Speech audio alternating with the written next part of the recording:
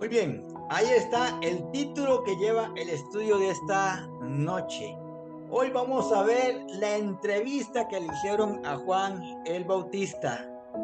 Una entrevista que le hicieron los líderes religiosos del momento, los líderes religiosos del tiempo, porque estaban inquietos con lo que estaba pasando ahí cerca del río Jordán.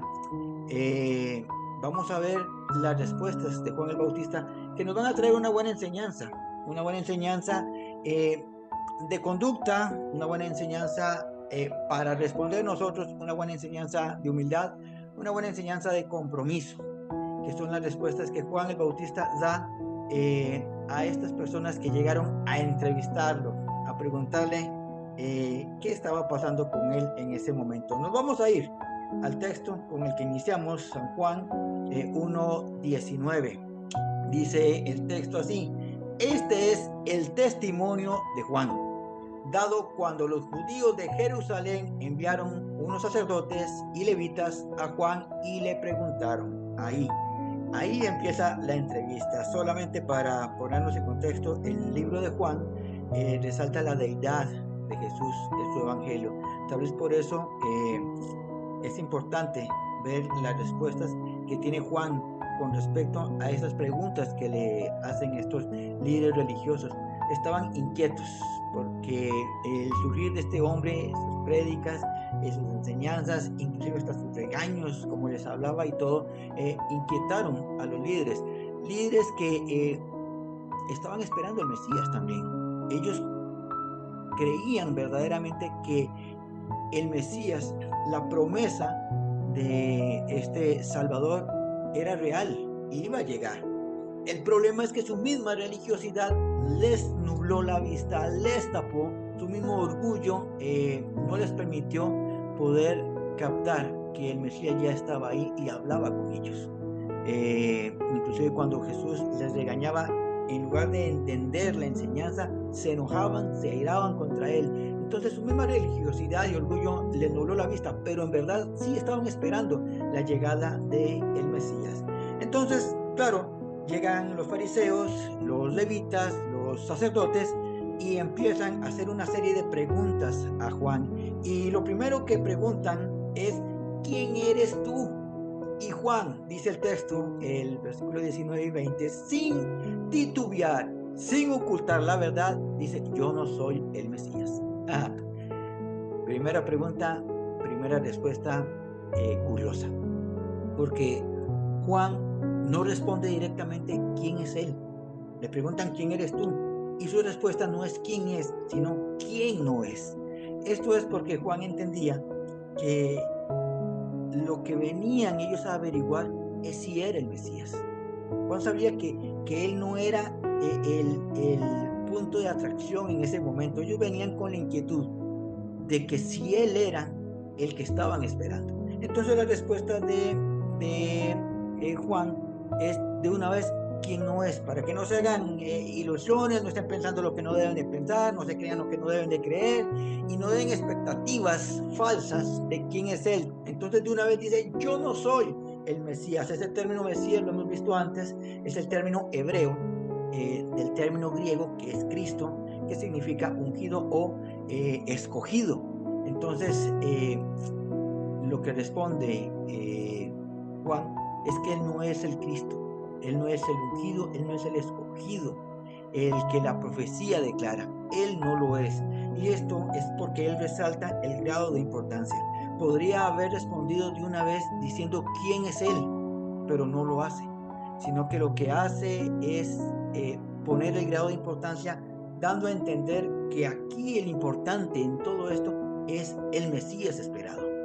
Él no es el centro de atracción, él no es el punto central. ¿Quién es? Es el que están esperando ustedes, pero yo no lo soy. Entonces, esta primera pregunta da una respuesta indicando quién no es y recalcando el nivel de importancia de que el que anden buscando no es él, pero él sabe verdaderamente que el que están buscando es al Mesías. Y entonces viene la segunda pregunta. Dice el versículo 21, en la primera parte, también le preguntaron: entonces, ¿quién eres tú? ¿Eres Elías? Juan respondió: no lo soy. él responde corto. Juan no es de hablar mucho, al menos ante estas preguntas, y hace otra respuesta corta, y es, no lo soy. Ahora, ¿por qué preguntan los líderes religiosos si es Elías? Esta no es una pregunta aleatoria, no es una pregunta así como que la sacaron ahí de la manga para indagar más, sino porque estos líderes religiosos conocían las escrituras y conocían la profecía que estaba escrita en Malaquías.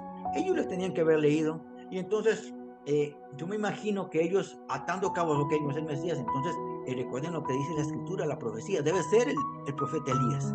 La profecía en Malaquías 4, 5 y 6 dice, miren, habla Dios, voy a enviar al profeta Elías a ustedes antes de que llegue el día del Señor grande y terrible.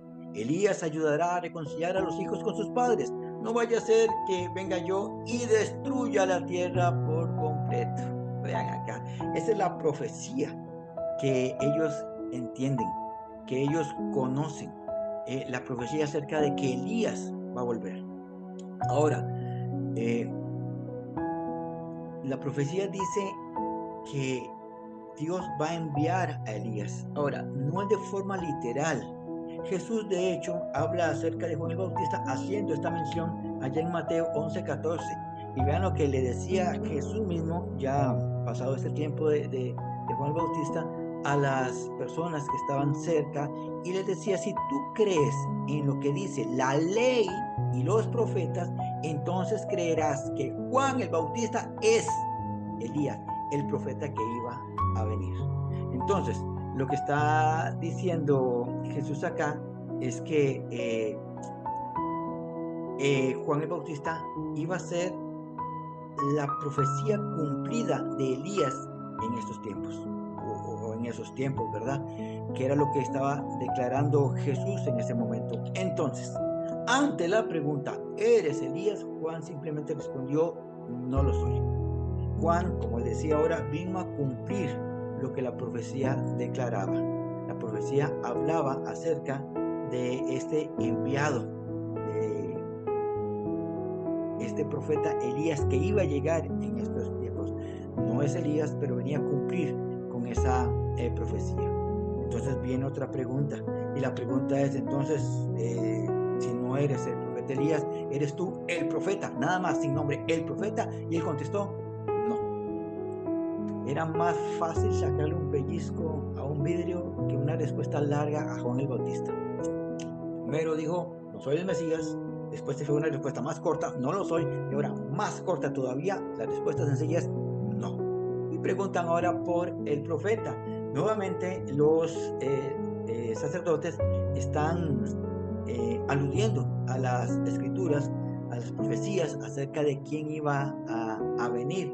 Deuteronomio 18:15 habla de un profeta que el mismo Moisés declara que ha de venir. Deuteronomio 18:15 dice, en cambio de entre tus hermanos, el Señor tu Dios te enviará un profeta como yo, a quien deberás obedecer. Entonces, aluden otra vez ellos a las escrituras, pensando que es ese profeta sin nombre que iba a venir y a quien ellos debían de obedecer, pero la respuesta fue directa de Juan el Bautista. La respuesta simplemente fue no. Ok, entonces, ante las preguntas, ¿eres Elías o eres el profeta? Juan el Bautista podía haber tomado tiempo para contestar y hablar de sí mismo y decir quién es él, porque cuando le preguntaron si era Elías, él podía aludir a lo que el ángel Gabriel dijo cuando declaró su nacimiento, cuando le dijo a su madre, a Elizabeth, que iba a tener un hijo, y le dio las especificaciones. En Lucas 1:17 dice, Juan hará que muchos israelitas se vuelvan al Señor su Dios. Será poderoso como Elías, guiado por el mismo Espíritu, y preparará el camino del Señor. Entonces Juan podría haber dicho, bueno, está bien, me preguntan quién soy yo, pues bueno, yo soy aquel en el cual desciende el mismo espíritu que tenía Elías, y he venido acá para hacer una obra maravillosa. podría haber rajado, se podría haber jactado de su llamado, pero él guarda silencio. Él no hace que los focos lo alumbren a él, no hace que las miradas se centren en él. Él lo que hace es en humildad recalcar el orden de importancia. Por eso Juan no alude a respuestas más largas, más extensas, más específicas a lo que él es. Porque Juan el Bautista tiene clarito cuál es su propósito, cuál es su llamado, cuál es su misión. Y es algo que les pongo aquí en recuerdo que usted y yo tenemos que hacer. Si hemos decidido servir al Señor, debemos tener claro que el nombre que debe ser exaltado es el nombre de Jesús, nada más. Los que servimos a Dios, los que públicamente servimos a Dios, digo aquí públicamente porque hay servicios que son trastelones, ¿verdad? Como es que dicen, detrás de bambalinas, dicen así, estos servicios que se hacen muy a lo secreto, que se hacen muy a lo escondido, no por vergüenza ni nada, sino porque es el tipo de llamado que tienen, el tipo de don, talento que Dios les ha dado para hacer cosas, para preparar actividades, para preparar mensajes en donde no se ven ellos, simplemente envían el mensaje. Pero hay otros que somos un poco más públicos porque las personas nos ven.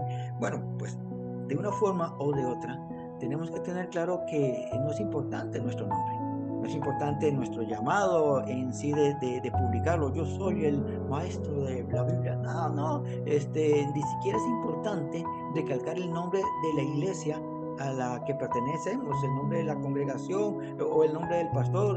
A veces hemos escuchado personas que dicen, yo me congrego en la iglesia del pastor fulano de tal, y es que fulano de tal viene siendo un ser insignificante a la par del nombre de Jesucristo. Por eso el nombre de Jesús es nombre sobre todo nombre.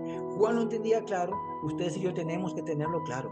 Nosotros somos, como dice un predicador, somos actores de reparto, extras. La estrella principal, el protagonista de esta historia de vida es Jesús. Y usted y yo, cada vez que hacemos algo, lo hacemos para gloria de su nombre, para exaltar el nombre de Jesús, no para llamar la atención a nosotros mismos o para que nos reconozcan o para que ojalá me conozcan más para que me inviten a más lugares o como hacen a veces, que hacen una campaña, una actividad y ponen el nombre del invitado ahí grandísimo. Vean, como que pongan hoy tenemos el estudio en la iglesia X, el invitado especial es Elmer Muñoz, y abajito ponen la gloria por Jesucristo y pequeñito. Es todo lo contrario, el nombre que debe ser exaltado es el nombre de Jesús. Claro, con estas respuestas cortas que en humildad Juan el Bautista hace y que nos enseña ese grado de humildad con que debemos siempre de servir, qué nombre debemos de exaltar, los sacerdotes, los levitas y los fariseos, mensajeros de los que lo enviaron, entran como en desesperación y entonces vuelven a hacer una pregunta entonces más directa. ¿Quién eres tú? Dicen en el versículo 22, dínoslo, y así podremos llevar alguna respuesta a los que nos enviaron. ¿Qué dices sobre ti mismo? Ahora sí, aquí Juan ya podía rajar. Ya dijo, no soy el Mesías, no soy Elías, no soy el profeta. Bueno, para que sepan, yo soy alguien escogido de parte de Dios. Un ángel anunció mi nacimiento a mis padres. El mismo Dios me encargó irme al desierto para ser preparado por Él mismo para este momento. Él me preparó en sabiduría, en capacidad, para venir a este momento a hacer una obra maravillosa que ni ustedes se imaginan que va a hacer. Él podía rajar en este momento, porque ahora sí, ¿qué dices sobre ti mismo? Pero Juan el Bautista se mantiene en su grado de humildad y dice, yo soy la voz de uno que clama en el desierto. Enderecen el camino del Señor, como dijo el profeta Elías. En otras palabras, lo que está diciendo aquí Juan es otra vez, yo no soy el importante aquí, soy uno que clama en el desierto. Y lo que vengo a decir es lo que no digo yo, ya lo dijo alguien, el profeta Isaías lo dijo. está aludiendo a un texto que conocemos mucho, Isaías 43, que dice: voz que clama en el desierto, preparen el camino del Señor, enderecen calzada en la soledad para nuestro Dios. Una profecía de quien iba a ser ese mensajero, ese heraldo de Jesús. Entonces Juan insiste en mantenerse en su postura de humildad y en segundo plano para quien merece toda la atención. Y entonces él dice literalmente: yo soy la voz, nada más.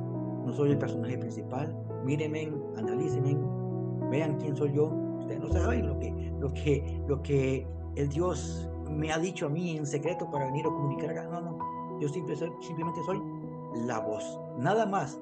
Eso es lo que dice Juan el Bautista. Ahora, cuando él dice yo soy la voz, el término que utiliza es para hacer referencia nuevamente de que él no es el que están esperando en sí.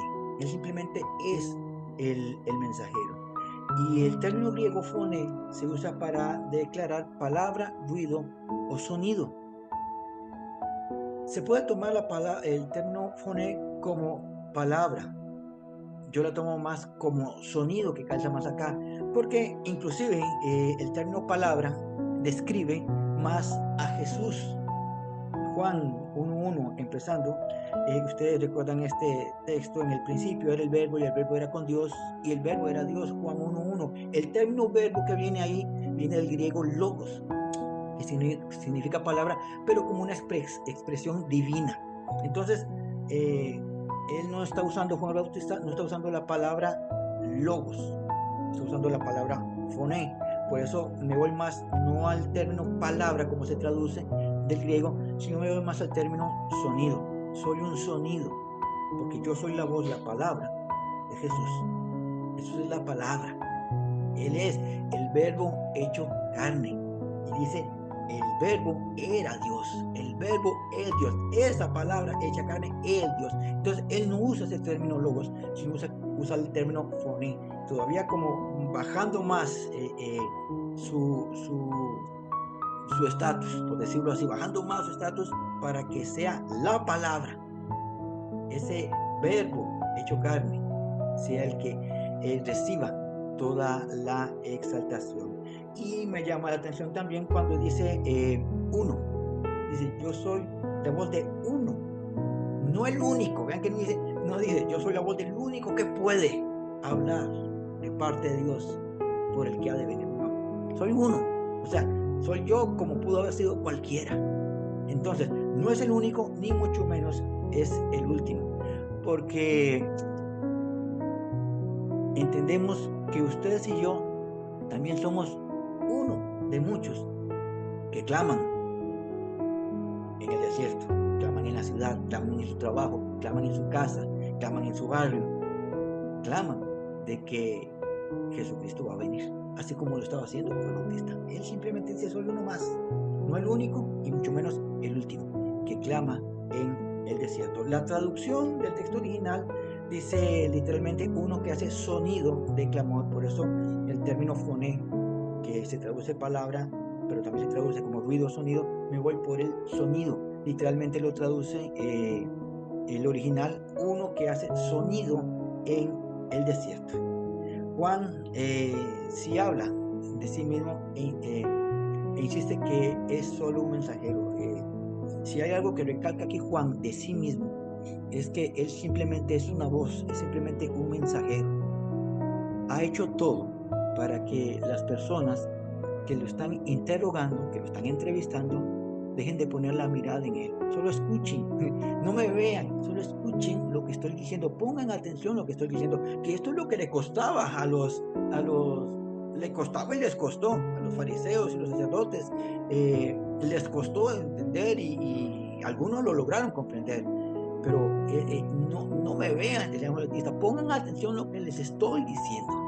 Esto que les estoy diciendo es lo importante, no yo, sino el mensaje es lo importante.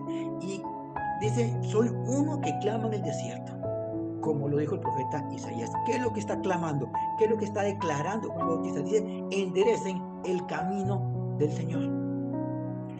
Yo leí esta parte, la leí varias veces y me entró curiosidad más en lo que es la traducción del original a nuestros términos, que tal vez se puede malinterpretar por cómo se escribe o cómo se traduce. Dice enderezar el camino del Señor. El término camino, ustedes recordarán, en hebreo, lo hemos enseñado antes, es derek, que habla del proceder de nuestro estilo de vida.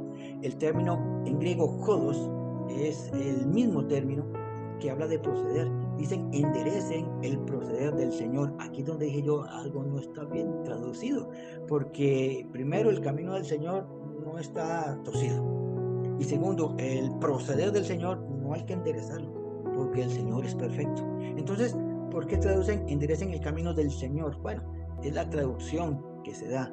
El original, se los puse aquí con el recuadro, este término camino del viene, ahí está en un circulito, para nuestro Dios. Enderecen el camino para nuestro Dios, para el Señor. Significa que Juan está diciéndoles a las personas que tienen que enderezar el proceder de sus vidas para el Señor. Así está más claro y es más entendible, porque Juan está dando un mensaje de arrepentimiento a las personas. Arrepiéntanse, enderecen su proceder.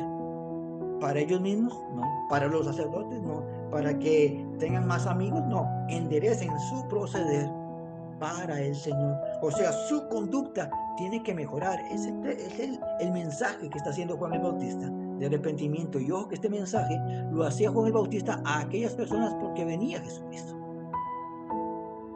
Era como preparando el corazón de ellos para la venida de Jesucristo.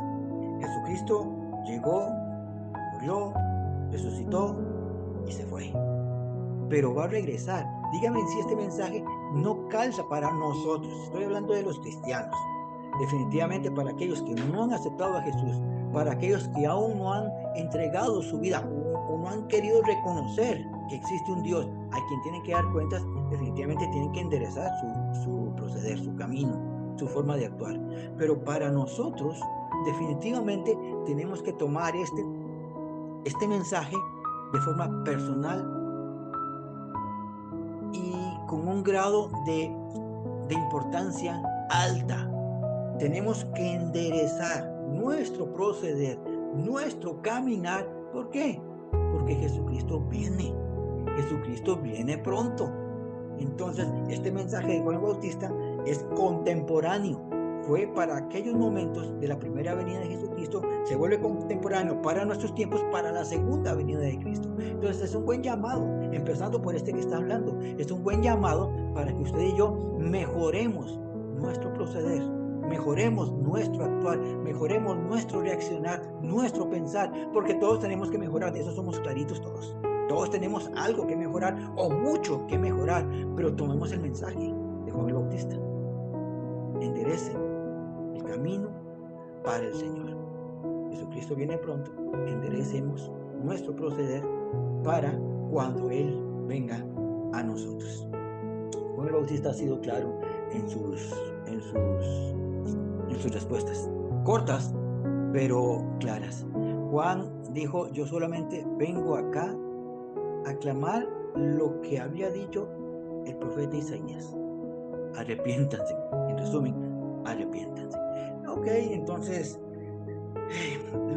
estos enviados, estos mensajeros, sacerdotes, fariseos, levitas, les gusta cuestionar todo.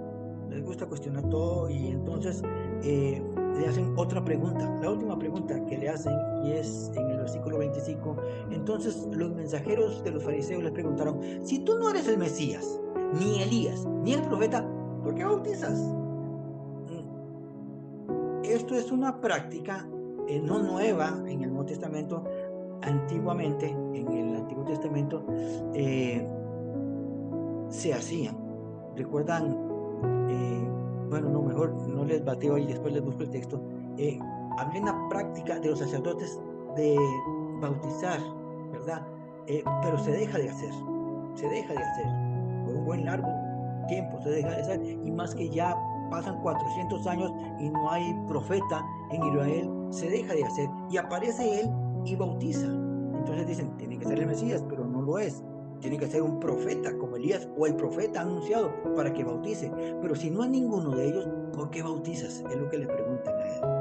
Ahora, Juan podría nuevamente centrar la atención en su misión y decir, bueno, lo estoy haciendo porque fui llamado por el mismo Dios para hablar de arrepentimiento y para bautizarles. El mismo Dios me lo pidió, por eso lo hago. Podría jactarse, pero no. Simplemente Juan, teniendo claro quién es él y a quién anuncia, viene con esta respuesta en el versículo 26 y vean qué respuesta.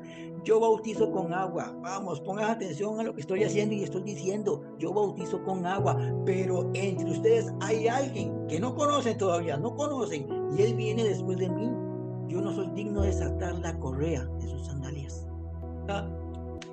No da una explicación de por qué está bautizando. Simplemente pongan atención lo que estoy diciendo. Yo estoy bautizando con agua. El que viene después de mí, el que viene detrás de mí, yo no soy digno de desatarle la correa de las sandalias. O que el desatar y amarrar las sandalias de alguien que lo hacía solamente un esclavo. Menos que un esclavo soy yo, dice Juan el Bautista, con respecto a aquel que viene detrás de mí. Y entonces Juan, cuando recalca que yo solo bautizo con agua, es porque él está declarando que este es un símbolo visible de un arrepentimiento interno. ¿Quiénes se bautizaban?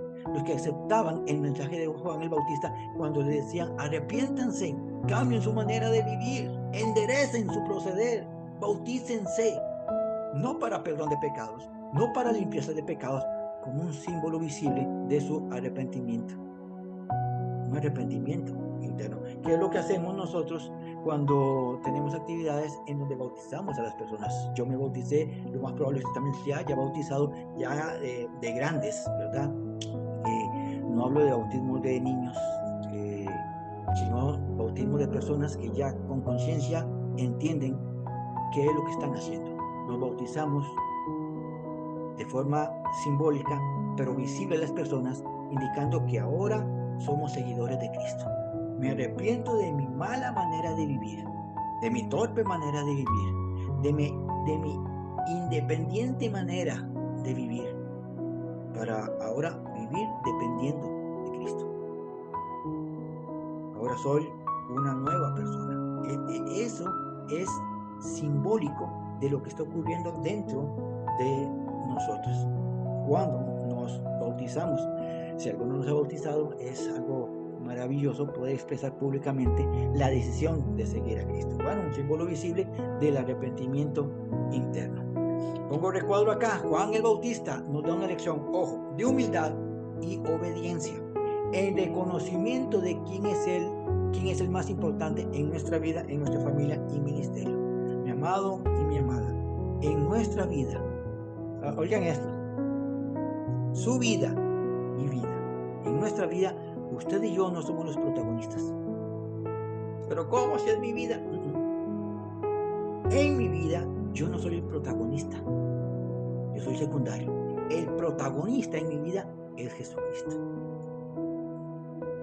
En mi familia, nosotros no somos los protagonistas de esta familia, somos actores secundarios. El protagonista es Jesucristo. En nuestro ministerio, el llamado, sea el que sea, incluyendo al pastor, incluyendo a los predicadores, incluyendo a los servidores, incluyendo a los ministros de alabanza, incluyendo a los ministros que tocan los instrumentos, incluyendo a los que trabajan en obra social, todos no son los protagonistas, actores de reparto secundario. El protagonista siempre va a ser Jesucristo. En todo lo que hagamos, en todo lo que digamos, el protagonista va a ser siempre Jesucristo. Y tenemos que entenderlo así, porque si lo hablamos de forma personal, en mi vida, si yo no soy el protagonista, el centro de atracción, ¿quién tiene que ser? El protagonista, que es Jesucristo. ¿A quién tengo que reflejar? Como hablamos en unos estudios pasados, ¿a quién tengo que reflejar? ¿A mí mismo? No. es a Jesucristo. Cuando usted y yo le hablamos a alguien de Cristo, mi amado y mi amada, nuestro testimonio es un apoyo para presentar a Jesucristo. Pero nuestro testimonio no cambia a nadie. Pero es que cuando yo era joven tuve problemas de adicción, dormí en los caños y ahora le sirvo a Cristo. Eso no hizo nada. No hizo nada.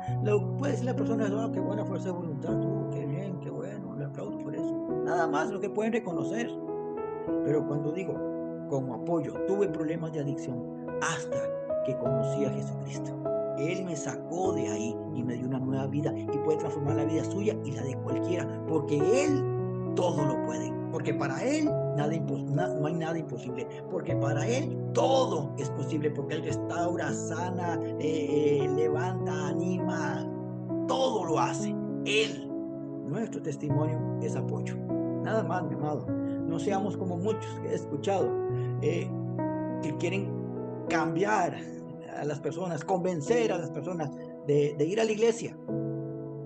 Y imagínense, convencer a las personas de ir a la iglesia por lo que ellos fueron antes y por lo que son ahora. Muy lejos de la realidad de nuestro llamado con todo lo que hacemos. Nosotros invitamos a las personas no a la iglesia. No invitamos a las personas a la iglesia, invitamos a las personas a Jesucristo. ¿De qué me vale a mí llevar a 7, 8, 10, 20 personas a la iglesia? Para que oigan la música y el ambiente y la cantidad de personas y lo bonito y cómo nos tratamos y todo, si no le presentamos a Jesucristo. Que conozcan a Jesucristo es lo principal, es lo importante, es lo medular.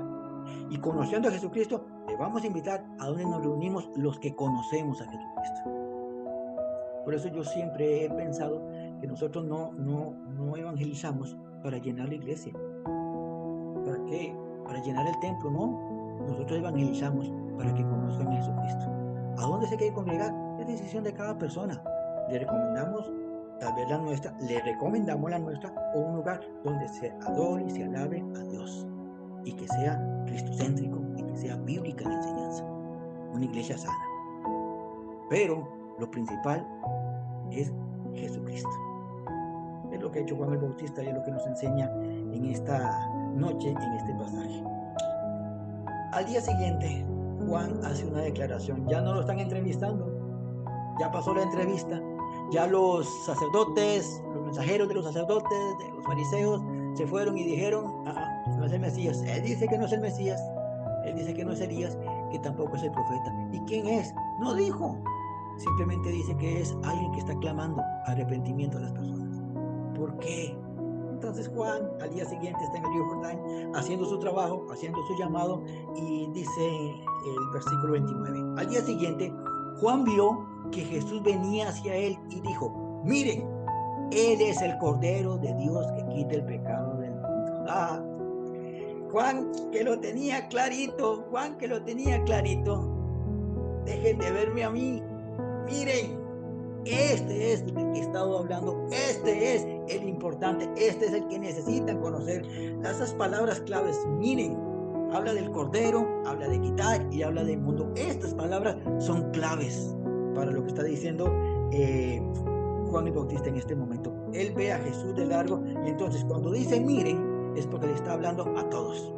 No al que en este momento está bautizando, no a todos. Habían guardias romanos ahí, habían fariseos ahí presentes, chismorreando. Habían personas que creían, otros que solamente estaban viniendo, otros que sí creían, pero le habló a todos, miren, a todos, y hace énfasis a la profecía sobre el Cordero, porque el Cordero lo tenían muy claro también todos los judíos, los fariseos, los que estaban ahí le rodeaban, todos los judíos tenían claro que el Cordero era el animal que sacrificaban para perdón de pecados, que hacían, que el sacerdote hacía una vez al año para pedir perdón por el pecado de toda la nación, de todo Israel. Y Juan dice que Él es el Cordero. Claro, esta alusión puede hacer que los fariseos la entendieron, pero no les cayera bien el asunto. ¿Cómo va a decir que Él es el que va a quitar el pecado? Porque dice quita, quita. Y no quita el pecado de algunos, dice quita el pecado del mundo. Es para todo ser humano, no solamente para judíos. Entonces, claro, los fariseos, que son muy religiosos, son muy cuadrados, tienen problemas acá, tienen problemas acá. Pero Juan está cumpliendo su labor.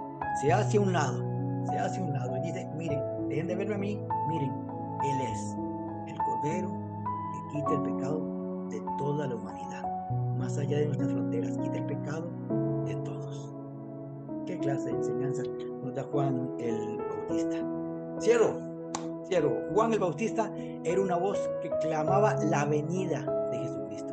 Hoy, mi amado y mi amada, somos nosotros la voz que clama su regreso. Ustedes y yo tenemos el llamado de Juan el Bautista.